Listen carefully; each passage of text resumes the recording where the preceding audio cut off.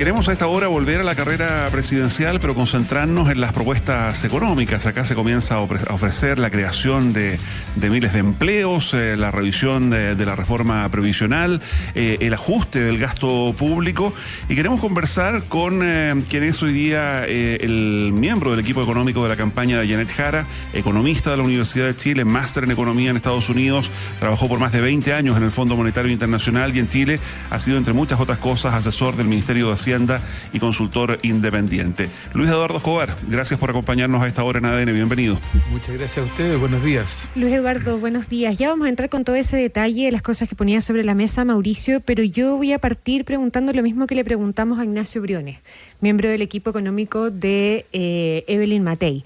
En términos bien generales, ¿cómo asume el protagonismo que tiene la economía hoy día en la discusión electoral de cara a la elección presidencial?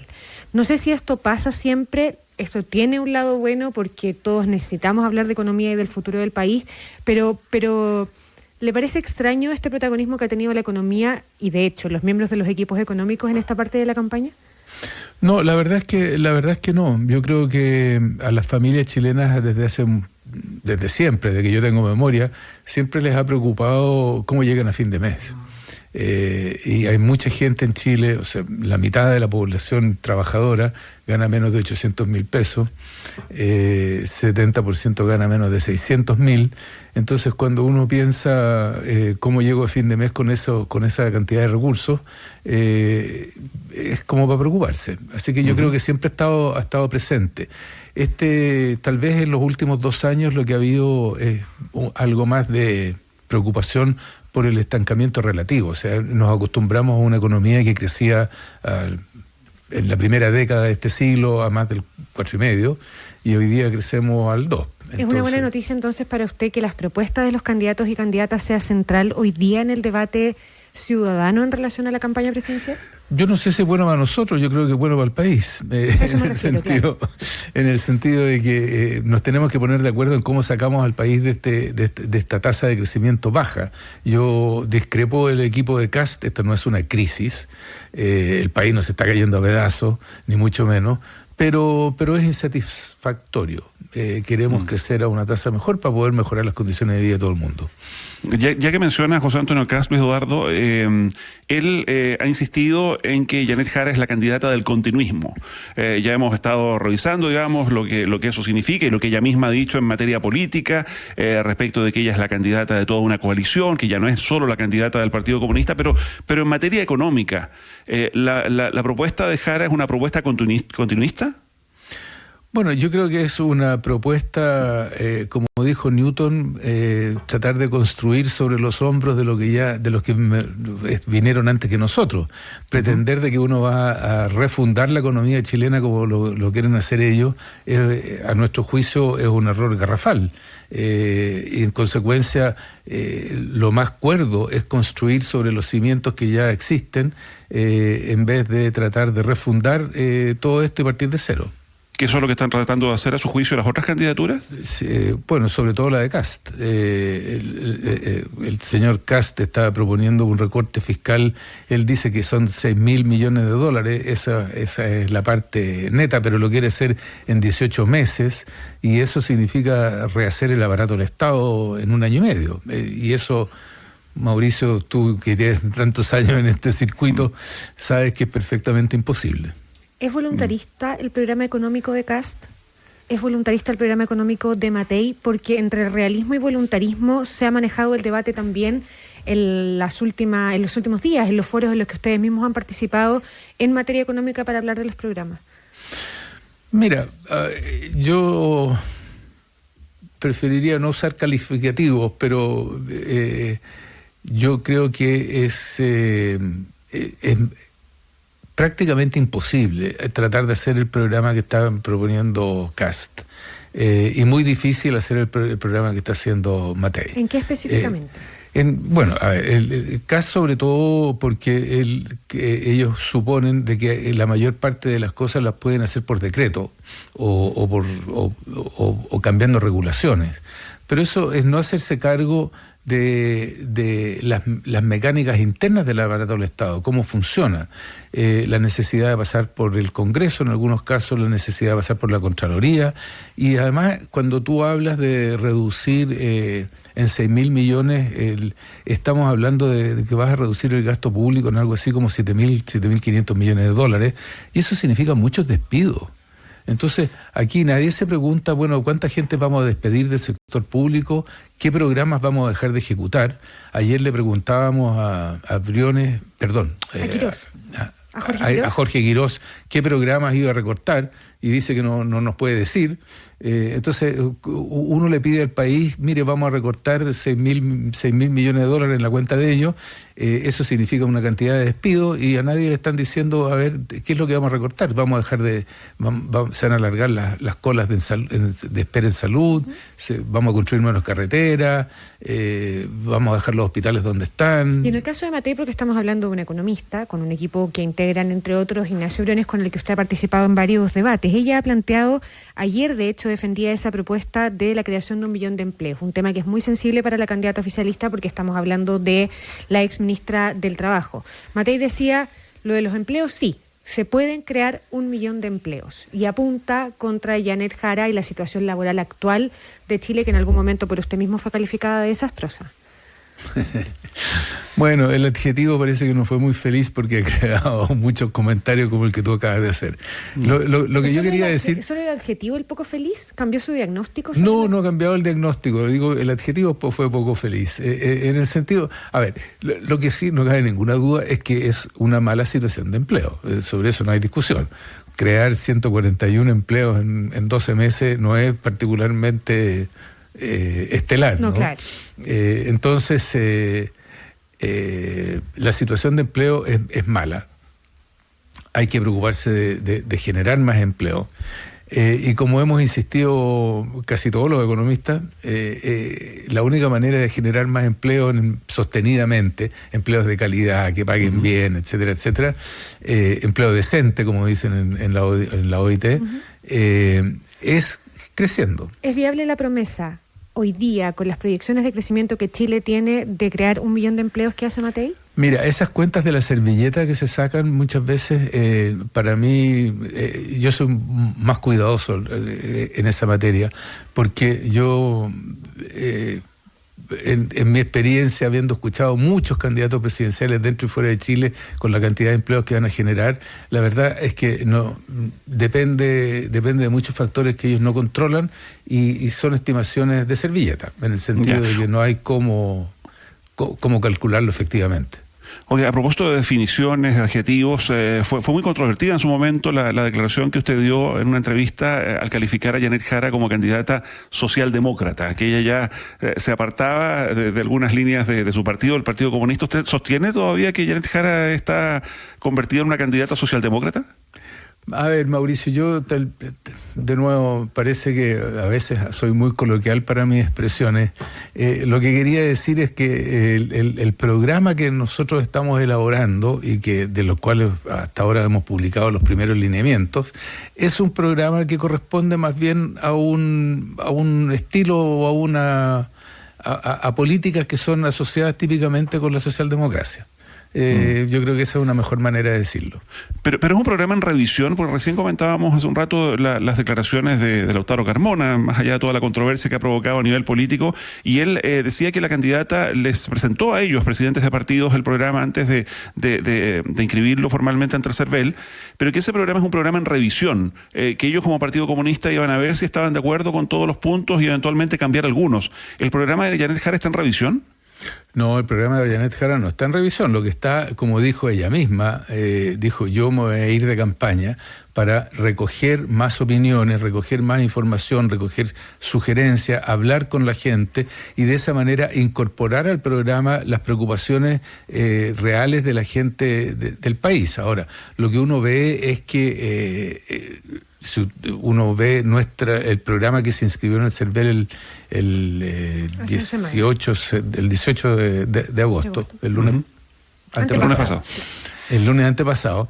Ese programa es, tal como dice el título, son lineamientos en el sentido de que no hay muchos temas que todavía no han sido incorporados. Por ejemplo, no están los temas de mujer, no está el tema de pobreza, no está el tema de descentralización, falta todo lo que tiene que ver con el área internacional. Pero las cosas que están ahí hoy día, yo te diría que están ahí para quedarse. No, nosotros no tenemos ninguna intención inicial de modificar eso, salvo que la candidata diga, mire, sabe que más después de mi recorrido en Chile tenemos que pensar mejor algún aspecto del programa, y eso sí es legítimo. Ahora, el programa como dijo... Como tú dices, Mauricio, pasó por la aprobación de los 9 presidentes de partido. Que ahí en esa lógica estamos conversando con Luis Eduardo Escobar, miembro del equipo económico de la campaña de Janet Jara. En esa lógica, ¿usted como parte de ese equipo económico ha sentido presión distinta de los partidos? Y se lo planteo directamente por lo que se ha dicho del Partido Comunista, no solo los dichos públicos del presidente de ese partido, Lautaro Carmona, sino también este ruido como subterráneo de un PC que siente que la candidata, en la lógica de la socialdemocracia, ha ido abandonando propuestas que son relevantes para el sector que él representa. Bueno, como lo dijo la propia candidata, aquí han habido hasta ahora 2 etapas, vienen otras, digamos, ¿no? Pero hasta ahora electoralmente, digamos, han habido 2 etapas. Una que tenía que ver con la primaria. Y la primaria es una cosa interna que se da dentro de la centroizquierda, de la cual salió elegida ella con un determinado programa que elaboró la gente del Partido Comunista, al cual ella representaba en esa elección. Hoy día Janet Jara representa una coalición de 9 partidos, de los cuales uno de ellos es el Partido Comunista. ¿Y en esta nueva etapa hay una presión distinta del PC? En esta nueva etapa hay un programa distinto, hay una mirada distinta sobre lo que pasa sobre el país, y el Partido Comunista tiene el legítimo derecho de seguir diciendo, mira, a mí me gustaría que hubieran otras cosas. Sí, claro, pero por el momento el programa acordado es el que está en el CERVEL. Y en ese sentido, Luis Eduardo Escobar, hagamos algunos puntos que es necesario, me parece a mí, precisar. Por ejemplo, lo del tema del salario vital, que está en el programa de las primarias y está en el programa actual de la candidata Janet Jara, con precisiones, donde se introdujo gradualidad, pero esa sigue siendo una propuesta central del programa de Janet Jara, llegar a un salario vital de 750.000 pesos con todas sus letras. Bueno, nosotros no hemos hablado de salario vital, hemos hablado de ingreso vital, que es distinto. La diferencia es bien importante, porque el salario vital, ya si fuera la cifra que sea, digamos, después podemos conversar sobre la cifra. Pero se mantiene la de 750.000. Por el momento mantenemos la cifra de los 750.000. Ahora, el salario vital es algo que tiene que pagar el empleador directamente de su bolsillo. Ya. Lo que nosotros hemos dicho es de que la gente, a precios de hoy, para poder terminar el mes de mejor manera, lo que necesita es un ingreso del orden de los 750.000, y nosotros creemos que es posible lograrlo de aquí al último año de gobierno, de un eventual gobierno de Janet Jara. Y esto implica salario y otros apoyos. Exactamente. Entonces, lo que implica es que la empresa paga una parte que tiene que ver con el salario mínimo, básicamente. Otra parte que la subsidia el Estado a la empresa para no crearle problemas a las pymes, tal como se hizo con el salario mínimo en este último periodo, y que todavía se está haciendo, va disminuyendo en el tiempo, pero se sigue haciendo, y una transferencia directa a las personas que están empleadas formalmente. Entonces, por eso es que nosotros hablamos de ingreso y no de salario, porque si no le estaríamos endosando todo el costo de esta política a la empresa, cosa que queremos evitar. Ya, en materia de definiciones, ¿qué va a pasar finalmente con el litio? Fue uno de los temas que conversamos con la propia Janet Jara en los estudios de Radio ADN en el debate de primarias, y ella era partidaria de la nacionalización, de revisar el contrato de Sokimich con Codelco. ¿Eso sigue en pie? Bueno, lo que ella ha dicho es que si este gobierno termina el acuerdo entre Codelco y Sokimich y ese contrato se perfecciona, ella va a dejar las cosas como están. Y a mí me parece que eso es lo más razonable, y por eso que está puesto en el programa, en el programa actual no se habla de nacionalizar el litio ni nacionalizar el cobre. Por lo demás, Mauricio, constitucionalmente el cobre y el litio son nacionales, son propiedad del Estado, y por eso que se puede cobrar un royalty en el caso del cobre, por ejemplo, y también ahora en el caso del litio es que se perfecciona este contrato entre Codelco y también Enami con empresas privadas. Ya, pero desde su punto de vista, ya decíamos, usted tiene una larga trayectoria como consultor, ha revisado temas desde el Ministerio de Hacienda. ¿Le parece bueno el contrato entre Codelco y Sokimich? Yo creo que es... yo no conozco los detalles del contrato, pero hasta donde lo conozco me parece que es un contrato razonable, que le asegura ingresos al país prontamente y que asegura además de que podamos aumentar la producción de litio en el corto plazo. Montar una licitación internacional para atraer a nuevas empresas en este momento en el litio, o en cualquier otra actividad. O sea, yo acabo de terminar de ser el presidente del Puerto de Valparaíso y llevamos 10 años tratando de montar una licitación para el Puerto de Valparaíso, y en San Antonio más o menos parecido. Entonces, o queremos producir litio o no queremos producir litio. Yo creo que hay que producir litio ahora. Luis Eduardo Escobar, en materia de empleo, decíamos desastroso, fue un adjetivo poco feliz, pero la situación laboral en Chile no es buena, es mala, derechamente. 141 empleos. El ministro Bocardo en algún momento acá en ADN Hoy nos dijo que el Ministerio del Trabajo no era el Ministerio del Empleo, lo que genera evidentemente mucho ruido porque es una de las metas, evidentemente no la única, de un ministerio. Usted lo asociaba a crecimiento y a otros factores. ¿Cómo hará o qué propone el programa de Janet Jara para que la ex ministra del Trabajo logre revertir la situación laboral hoy día en Chile? Yo estoy de acuerdo con el ministro de que el Ministerio del Trabajo no es el Ministerio del Empleo. ¿Ya? Y creo que Evelyn Matei cometió un error cuando dijo, mire, yo era ministra del Trabajo y generé no sé cuántos empleos. Perdóneme. La verdad es que el ministro, lo que crea el ministro del Trabajo o la ministra del Trabajo son regulaciones y condiciones que va creando un mercado laboral que es el que tiene impacto a mediano y largo plazo. En el corto plazo lo que crea empleo es crecer, ¿ya? Aumentar la producción, eso es. Entonces, ya no con demanda interna según el programa reseteado, ¿no? A ver, sí, lo que pasa es que demanda interna por razones históricas en Chile tiene mala prensa, ¿ya? Pero una parte muy importante de la demanda interna, y nadie lo ha dicho esto o prefieren ignorarlo, es la inversión. O sea, la demanda interna se compone de dos factores, consumo e inversión. Lo que quieren decir mis colegas cuando dicen, no, con la demanda interna no hay que hacer crecer el consumo solamente, lo que hay que hacer crecer es la inversión. ¿Ya? Y nosotros en ese sentido estamos impulsando algunas cosas que creo que son bien importantes. En primer lugar, hacernos cargo a nivel de la presidencia de impulsar los proyectos que hoy día están en proceso, tanto del sector público como del sector privado. Ustedes conocen las cifras tan bien como yo, hay 18.000 millones de dólares supuestamente de inversión privada que está en proceso y que podría acelerarse, y eso en todos los sectores de la economía.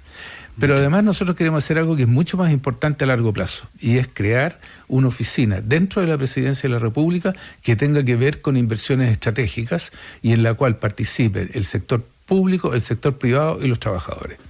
Nos tenemos que poner de acuerdo como país hacia dónde queremos dirigir nuestros esfuerzos. Somos un país chico con pocos recursos, entonces usémoslos bien.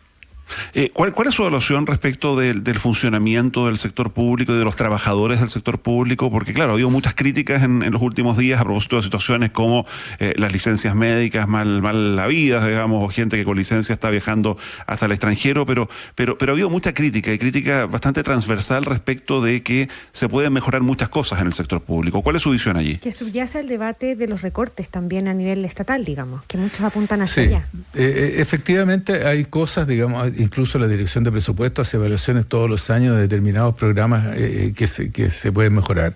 Yo soy de los que cree que y eso está puesto en nuestro programa de la campaña, podemos hacer cosas interesantes en materia de reasignación de gasto para potenciar la capacidad del Estado de cumplir con los objetivos que alguna vez se fijaron. Por ejemplo, uno habla del tema de desempleo. Ok, parte de la solución del problema del desempleo tiene que ver con el hecho de que el cambio tecnológico actualmente, y peor aún mirando hacia el futuro, potencialmente puede dejar desempleado a un alto número de personas. Incluso por ahí salió una cifra de que en la gente con menores grados de educación podría afectar al 40% del empleo. Entonces, tenemos hoy día una serie de programas que son relativamente limitados, que buscan apoyar el empleo.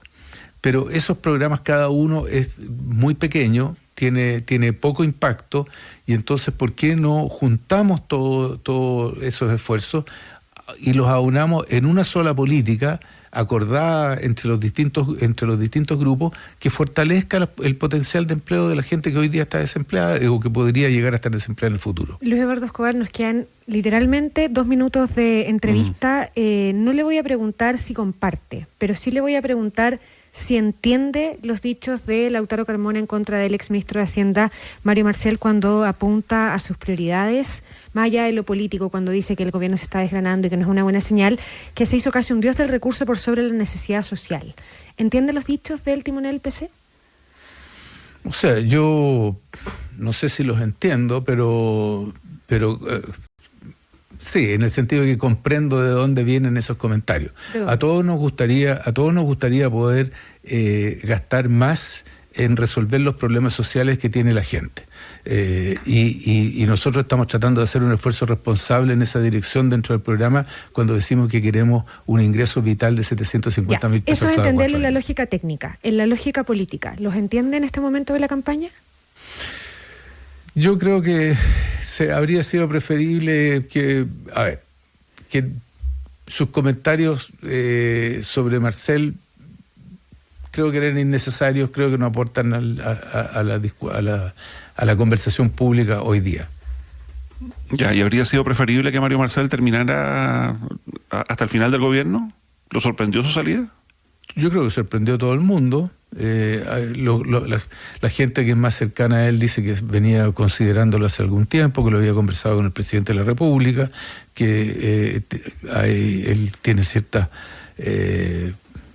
no sé cómo decirlo, Asuntos personales y se quiere dedicarle más tiempo a su familia, y eso me parece que es legítimo y una decisión que debe haber sido muy complicada, Mario. Ya, pero más allá de las razones, ¿la salida de Marcel, de la forma en que se dio, afecta a la campaña de Janet Jara? No, de ninguna manera. Yo creo que de ninguna manera. O sea, yo creo que el gobierno se hace cargo de seguir gobernando. El ministro Grau asume como ministro de Hacienda. Hay todo un equipo en Hacienda que viene trabajando en el presupuesto, que es el principal tema tal vez que queda por hacer. Sobre todo si les toca hacer gobierno, digo. ¿Ah? Sobre todo si les toca hacer gobierno. Bueno, a quien quiera que sea, digamos, Claro. el presupuesto va a estar servido, así que nosotros lo comentaremos cuando lo tengamos. Tal cual. Luis Eduardo Escobar, miembro del equipo económico de la campaña de Janet Jara, decíamos economista de la Universidad de Chile, máster en economía de la Universidad de Maryland, entre otros títulos y credenciales. Gracias por venir a este ADN hoy. Muchas gracias a Que vaya ustedes, muy un bien. gusto. Buenos días.